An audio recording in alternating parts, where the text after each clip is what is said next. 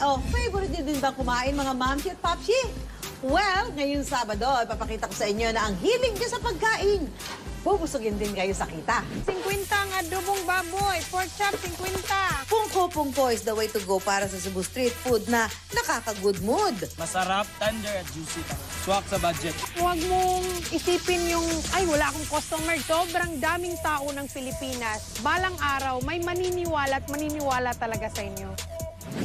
Kapampangan cuisine, makakain nyo na sa inyong mga bahay. Ready to eat ulam ito kaya walang matagal na pag-aantay. We only started for as low as 20,000 pesos. Sa ganitong negosyo, maaari kang kumita hanggang 6 digits per week. 10 ways menu ng tuna o 10 tuna dish ng isang bagsak. Siguradong sakita ng negosyong ito, kayo'y papalakpak. We were selling only about siguro 10,000 a day lang sa umpisa. More than 10 times na ngayon ang sales na 300, 400,000. Susunod sa Pera Paraan. Swak sa budget na kainan, meron yan sa Cebu. Sa halagang 20 pesos, may makakain ka na. Lechong baboy na nag-trending, masusubukan na natin. Abangan mamaya. Heto na ang aking debut sa isang tuna serye. Ito na! Let me count the many ways para lutuin ang tuna.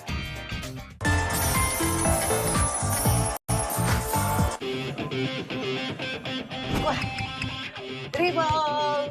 Shoot!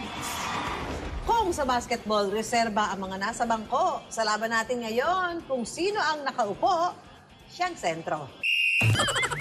Ihanda na ang inyong mga upuan, mga bangko at ang inyong mga tiyan dahil ang pag-uusapan natin ang sikat na Cebu's Pungko-Pungko.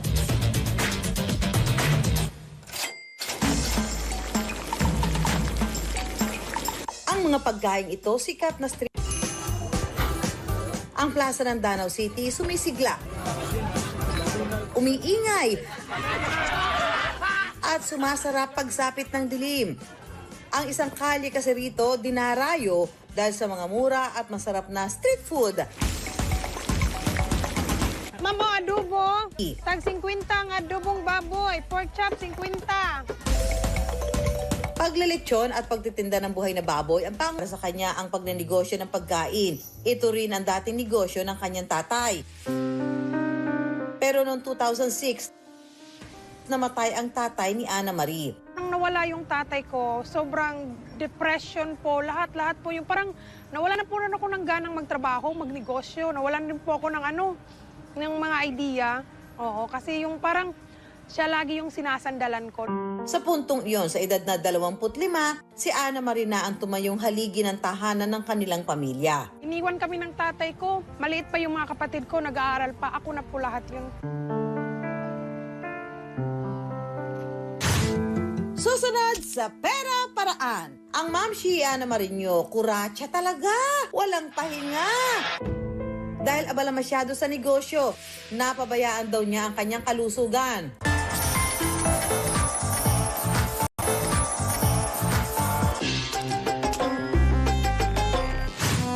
Sa edad na 25, si Ana Marie na ang tumayong haligi ng tahanan ng kanilang pamilya. Iniwan kami ng tatay ko, maliit pa yung mga kapatid ko, nag-aaral pa, ako na po lahat yun. Yung parang hindi po ako dapat tumigil. Iniwan niya po kami, pero nakasurvive din po ako. Kasi po, kaya na sabi niya, huwag mong pabayaan yung pamilya natin. Sabi niya nga, hindi daw siya nagsisi na ako yung anak-anak niya. Kaya ito po, masaya po akong ginagawa ang trabaho ko. Dahil sa tiyaga ni Ana Marie sa pagnegosyo, nasustentuhan niya ang pangangailangan ng kanyang pamilya. Nakapagtapos na rin siya ng pag-aaral. Kahit kapatid ng tatay ko, kapatid ng lola ko, kapatid ng pamilya ko pa rin yung sa akin din po yung lumalapit. Yung pera ko is parang para sa lahat talaga. Higit sa lahat, itinuloy niya ang pag-aalaga ng baboy na ngayon ay nilelitsyon niya. Yung adlaw ka natong tanan. So, naata karon diri sa street food sa Plaza sa Danau. Kauban ang Tray Station o atong pungko-pungko sa Danau Plaza. So, kita magluto ta karon og ang ang mga putahe diri sa atong pungko-pungko. Kani ang adobo, ginabot ang pinaka uso diri sa Danau og ang chicken nato, pork chop og ang ngoyong, special ngoyong nato. Hinaluan ng harina, tubig at mga pampalasa ang mga karne tulad ng laman at bituka ng baboy para maging malutong kapag ipinirito. Dapat talaga po is mainit po talaga yung paglulutuan nyo. Ito po yung ginabot ha. Ito po yung laman ng baboy. Sa mga lechon ko, so dito ko po, tinuluto ko po yung lamang loob dito. Para raw maging malutong, hayaang nakababad sa mantika ang ipiniprito at huwag haluin ng ilang minuto. Kapag golden brown na ang mga ito, pwede nang hanguin. Okay. Nakakaengganyo rin ang plaza kung saan nakapwesto si Ana Marie dahil sa mga dekorasyong pailaw nito. Kung wala sa pungko-pungko, nagtitinda naman si Ana Marie ng lechong baboy sa ibang pwesto nila. Ang Mamshi Ana Marie nyo, kuratsa talaga! Walang pahinga! Pero ang todo-todong pagkayod, meron din daw naging malupit na kapalit. Dati nang may sakit sa puso si Ana Marie dahil abala masyado sa negosyo. Napabayaan daw niya ang kanyang kalusugan. Inoperahan ako sa puso. So nasabi ko sa sarili ko, I'm okay. Magaling na ako. Linagyan na po nila kasi ako ng bolt sa puso. So masasabi ko talaga na masaya na to. Ito, another 10 years to live na naman to. Yung mga ilang araw lang po, naging ano naman po yung paa ko, yung katawan ko, yung lumubo.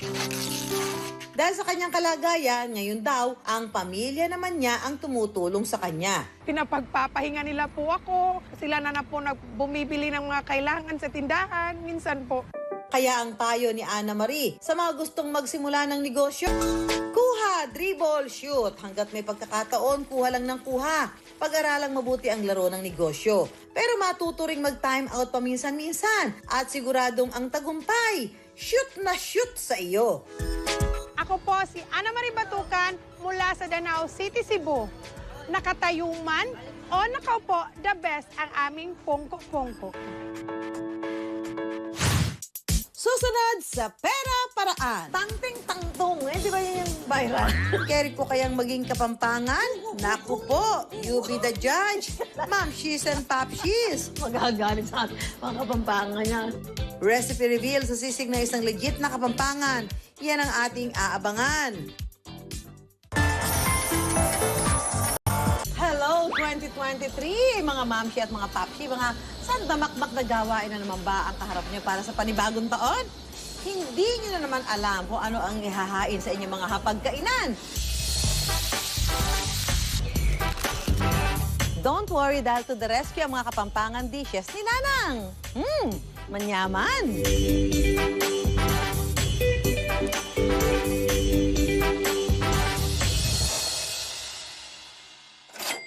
Pero bago yan, alam nyo na, may challenge muna sa akin. Yan, dahil kapampangan ang Mamshi at Papshi na makikilala natin, kailangan puro magsalita muna ng kapampangan. At kailangan daw malaman ko kung ano yung translation nito. Game!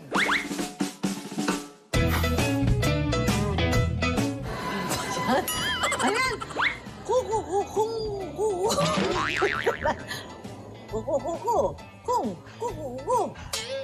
Kaya kakain ako kung kakain. Kukuku, kung kukuku. Ang ibig sabihin nun ay, buha ko ng ubo. Okay, fail. Tangting-tangtong. Di ba yan yung viral? Ting-ting-ting-ting-ting. Tangkin-tangton, ang ibig sabihin nun ay meron ba tayong sinain? Grabe, talaga ng pahirapan. Sunod. Nang, nanang, nang, nang. Ano yan? Nang. Nananang, nananang, nang. Nang, nang. Nay, may ulam na ba? Nay. Ano? Nga. Nang nanang nang nang nanang. Ang ibig sabihin po ay ano ang iniihaw ni nanay. Magagalit sa atin, mga kapampangan niya. Sorry na ho. Sa huling katagang daw, hango ang pangalan ng isang negosyong ibibida namin. Dahil ang kanilang mga recipe ay minana pa ng isang kapampangan mamshi. Isa raw sa mga katangian ng mga kapampangan ang talento nila sa pagluluto. Kung gusto nyo araw-arawin ng ganito kasarap na mga pagkain, di nyo na kailangan ng kusinerang kabalen. Dahil ang mga lutong ulam na ito, ready to eat. At iinitin na lang. Nung nagsimula po kami, we only started for as low as 20,000 pesos. Ito ay para sa labor, para sa baboy, at mga ilang sangkap.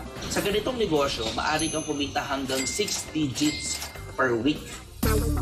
Wow! Pasilip naman kami kung paano ginagawa yan. Ihanda ang pisngi at tenga ng baboy, pork liver, seasonings o pinaghalong pork broth at toyo mansi at dry spices. So, yung first step po natin is i-boil yung ating pork parts. Yun ay mga pork face and yung pork ears. Ihawin ito para makuha ang smoky taste. And yun po kasi ang distinct na Kapampangan taste. Meron siyang smoke flavor. Hiwain ito sa maliliit na piraso. At kapag handa na ang lahat ng sangkap, pwede na itong paghalu-haluin. Oha! Simple lang, di ba? Naibebenta nila ang kanilang bestseller sisig sa halagang 150 pesos. Pero hindi lang daw yan ang patok sa kanilang mga suki. Nariyan din ang mga roast beef, crispy pata, chicharong bulaklak, barbecue, at Korean beef stew na naibebenta naman nila for 110 to 350 pesos. Para sa mga nais po maging mga resellers, no, o magnegosyo ng nanang. So you can start for ng package ito for as low as 20 packs. Pwede nyo na pong i-avail ang reseller package. Sa mga gusto naman maging distributor, minimum of 200 packs lang at pwede ka na maging exclusive na distributor sa inyong area. Bukod sa kanilang recipe, ang lamang daw nila ay ang kanilang natural preservatives at ang kanilang vacuum-sealed na lalagyan. Dahil yung objective namin talaga is padala yung nanangs, yung authentic Kapampangan sisig sa iba't ibang parte ng Pilipinas. Ito nga yung machine na nabili namin para mag-keep yung freshness ng product. Ito yung vacuum sealer namin. Nabili namin to for 120,000 pesos. Sa tulong ng machine na ito, pwede nang umabot ng hanggang 6 na buwan ang shelf life ng kanilang produkto.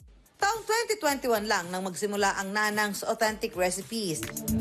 Pero di na raw sila bago sa pagninegosyo. Noong 2017, nagsimula raw sila sa Nice Ice Candy. Tuwing tag-init, malakas talaga ang negosyo ng ice candy. Umabot pa kami na nakapagbigay kami ng trabaho to around 25 people. No? Umabot ang produkto namin hindi lang sa Luzon at Visayas, umaabot din hanggang Mindanao. Tuwing peak season, umaabot kami as high as 25,000 pieces per day. May mga buwan na yung pang isang linggo namin, sa loob ng 2-3 araw, ubos na. Pero hindi raw laging malakas ang kita rito. Tuwing tag-ulan, humihina ang negosyo pero ayaw namin magbawas ng mga tao. So ang ginagawa namin, kung ano man ang naiipon namin tuwing peak season or kalakasan ng negosyo, yun ang ginagamit namin para maitawid ang mga tao. Mas lalo pa raw silang nahirapan nang dumating ang pandemya at kinailangan nilang tumigil pansamantala sa operasyon. May mga pagkakataon na iniisip na namin na ako at ang aking misis na bumalik sa pagiging empleyado. Dahil pag empleyado ka, mas stable ang income, wala kang intindihan kundi yung trabaho mo lang, no? Pero The reason bakit kami naghahanap buhay, hindi lang para kumita, mag-push kundi para magbigay ng hanap buhay at magbigay buhay sa mga empleyado namin. Dito na nila naisip na magsimula ng alternatibong negosyo. At ang bida rito, pamanang mga recipe ng biyenan ni Mike. dahil kami ay from Angeles City, Pampanga, at kami ay ang culinary capital of the Philippines, sinubukan namin na i-produce itong produkto namin, itong authentic Kapampangan sisig, para i-ibenta, no? Iparating sa iba't ibang lugar ng Pilipinas. Pero pinakamaganda dito, napakadali niyang i-prepare. So pagkabukas mo nito, iinit mo lang sa microwave or sa air fryer, ready to heat. Pagkapampangan kasi may H, di ba? Ready to heat, ready to eat na yung produkto natin. So nagiging instant luto ni nanay. Noong nagsisimula pa lang sila, akalain yung nakabenta sila ng 1 toneladang sisig sa isang araw? Pero yung mga tao, nagsimula na sila maghanap na meron pa ba kayong ibang pagkain? So we eventually launch ibang mga produkto na pwede namin din idagdag sa menu. Wala pa raw isang taon, naging mas malakas na ang kinikita ng Nanangs kaysa sa nauna nilang ice candy business. We are very active pagdating sa social media. Talagang pinopost namin ang mga bago naming distributors, mga bagong produkto, mga pakulo. Pangalawa dito ay ang aming mga influencers. So may mga iba't iba kaming influencers from different areas na talagang pinopromote, nasusubukan ang mga produkto namin. Nang dahil sa negosyo nila, nakapagpundar na sila ng mga makinarya at mas malaking pasilidad para madoble ang kapasidad nila sa paggawa ng produkto. As of the moment, mga nasa around 85 to 90 na katao na ang nabigyan namin ng hanap buhay dito sa Nanangs at saka sa Nice Ice Candy. Meron tayong around 100 distributors mula Luzon at Visayas at meron tayong humigit kumulang na mga 500 to 600 na resellers sa buong Pilipinas. At ang ice candy business na muntik ng mga nib, ngayon tuloy-tuloy pa rin ang takbo. Ang naging strategy namin is unang-una sa lahat is yung ano man yung kinikita namin, nagtatabi kami para for the rainy days, sabi nga nila, literal, no? So we set aside savings. So instead ng bumili ng mga bagay tulad ng mga sasakyan, bahay, or kung ano man, ang ginagawa namin ay bumibili kami ng mga kagamitan para sa negosyo. So sabi nga nila, ang strategy nito ay save to reinvest. So ano man yung naiipon namin is binabalik lang namin sa negosyo. Pagkakataon talaga na mahina ang kita sa negosyo. Pero sabi nga ni Papsi Mike, hindi ito dahilan para sumuko. Maging bukas sa mga bagong ideya at baka ito ang diskarteng kailangan para sa inyong tagumpay. Up next, heto na ang aking debut sa isang tuna serye. Abangan mga Mamshi at Papsi. Let me count the many ways para lutuin ang tuna.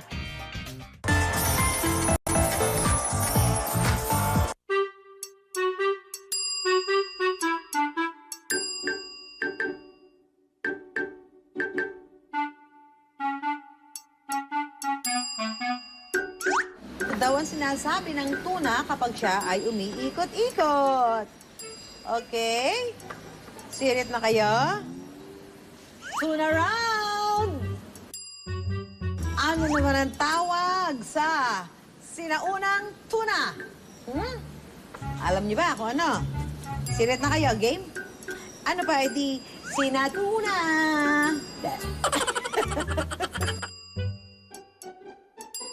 Ma'am, si Susan, ano ba yung hugot mo sa tuna? Kanina ka pa tuna ng tuna dyan. Ay, nako. Kasi naman, I'm longing for tunay na tuna. Tunay na tuna. Tunay na tuna. Ganun ba, Mamshi? Aba, ang tuna cravings mo magiging mas malala dahil sa isang kainan sa Davao, hindi lang isang putahe ng tuna ang pwede mong matikman. Oh, tunay na tuna.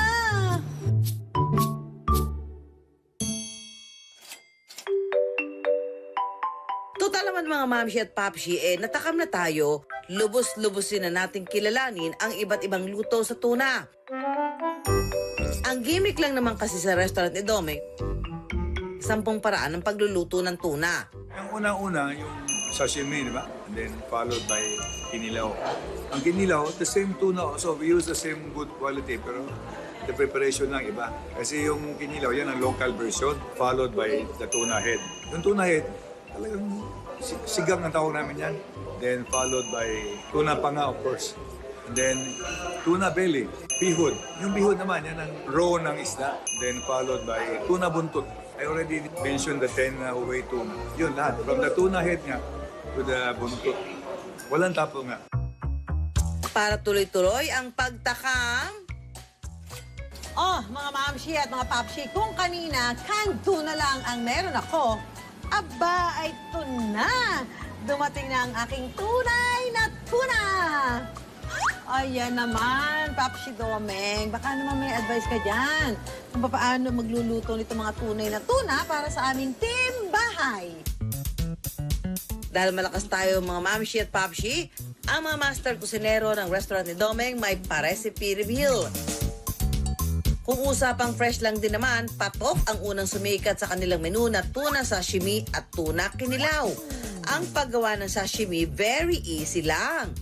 Kailangan po, pag malaman nyo kung fresh yung tuna, tingnan yung tuna kung makula-kula siya, at walang amoy at fluffy. Sa pag-slice naman, kailangan diretso lang, parang lagariin. Hiwa-hiwa lang at pwede nang iserve. Itadakimasu. Ready na ang ating tuna sashimi. Kung fresh tuna ala Pinoy naman ang hanap, kinilaw ang sagot dyan. Ang mga sangkap, luya, sibuyas, paminta, pipino, labanos, bell pepper, suka, asid, at ang fresh tuna. Paghalu-haluin lang ang mga sangkap at pampalasa, saka isunod ang hiniwang fresh tuna. Haluin lamang ang mga ito. Lami! Pwede nang ihain. Ayon kay Domeng, hindi raw talaga restaurant ang negosyong binabalak niyang itayo noon. Before that, I was trying to build a tuna cannery in Davao. But unfortunately, hindi natuloy yung loan ko sa TPP. So, I have to face financial difficulties and look for other business. At dahil kapos sa puhunan, nanghiram daw siya ng pondo sa kanyang mga kaibigan para maitayo ang simpleng tindahan. Parang sari-sari store pa yung restaurant ko kasi yung mga silya ko, chair. And when the aircon, I remember I have to borrow aircon from my friend. Mga second-hand aircon. Naghiram pa kami mga gamit sa kitchen just to operate. Hindi pa man nakakaarangkada kung ano-anong pagsubok na raw ang kanyang hinarap. During the first 3 years, naghabol kami para mag-break even lang.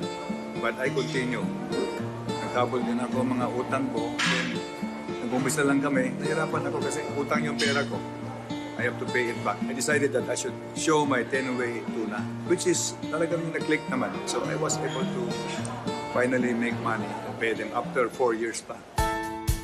Mahaba-haba man na naging proseso. Unti-unti nakita ni Domeng ang bunga ng kanyang pagtsatsaga. Double time ako. I have to look for customer for my restaurant. Sumasakay pa ako sa mga taxi just to talk to the taxi driver and go around putting this, yung flyers ko sa mga sasakyan nila. And we give them a little sort of bonus for bringing in customer. Until today, we are still doing that.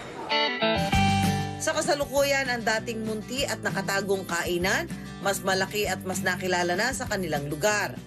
Hard work lang and then perseverance. Kasi matagal din kami nanugi. Sa mga utang ko, kinakausap ko yung mga creditor ko to give me more time. That's it. Yun, talagang nagulat na ako na yung restaurant ko pala puno na.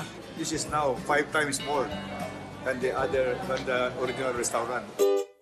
At ang kanilang 10 ways menu hanggang sa kasalukuyan, binabalik-balikan. Bukod sa mga raw tuna menu nila, isa rin sa pambato nila ang bagaybay ng tuna. Sa bagaybay, yun ang sa lalaki. Parang spermatosa sa lalaki. Para malasap ang pagka-Pinoy, isa ang adobong bagaybay sa binibida nila. Kaya naman, Chef, ano na ang bonus recipe reveal mo dyan? Ang mga sangkap na kailangan, sibuyas, bawang, lara o bell pepper, pinakulo ang bagaybay at sili. Una, igisa ang bagaybay sa kalagyan ng toyo, oyster sauce at suka. Matapos ang ilang minuto ng pagkulo, mangaon na. Talaga namang katakam-takam ang naging diskarte ni Domeng para maipagpatuloy ang kanyang negosyo. Mula sa isa hanggang sa dumarami pa niyang putahe, head to tail, ika nga ni Domeng. In fact, nakauubos raw sila ng 2 hanggang 3 buong tuna kada araw sa isang branch lang. At ang kita, mukhang lubos-lubos na rin. That time, we were selling only about 10,000 a day lang sa umpisa namin. And ngayon, it's already more than 10 times na ngayon ang sales namin. 300,000 to 400,000 naman. Now, yan na. Okay na yan sa akin. Okay for one branch. Pero para kay Domeng, sa bawat tagumpay, dapat may pag-aabot ng kamay sa kapwa. My advocacy now is to be able to help the fisher folk, yung mga mahirap. Meron ako mga project sa fisher folk, like tuna fishing, plus yung lugaw namin. We are also serving lugaw. We will donate lugaw every day kung may kailangan. So, tama na yun. That's enough. And and then God will take care of the rest. For me, it's already complete blessing. Wala na akong ibang hanapin pa. I'm not asking for more. Malalim man ang kinailangang pundasyon ni Domeng sa pagpasok sa negosyo, sinikap niyang makamit ito sa ngalan ng pag-asenso. So, umpisa na walang-wala ka. Ngayon, it's already successful and selling. Well, ganoon talaga ang buhay. If you have to persevere, the tingin ko, you should never give up. Tuloy-tuloy lang talaga. Just believe in your dream. Kasi ay naniwala ako na I'll be successful. Kumbaga sa isda, just keep swimming! Kaya laging tandaan, pera lang yan. Kayang-kayang gawa ng paraan. Hanggang sa susunod na Sabado, 10:45 ng umaga dito sa GMA. Ako po, si Susan Enriquez para sa Pera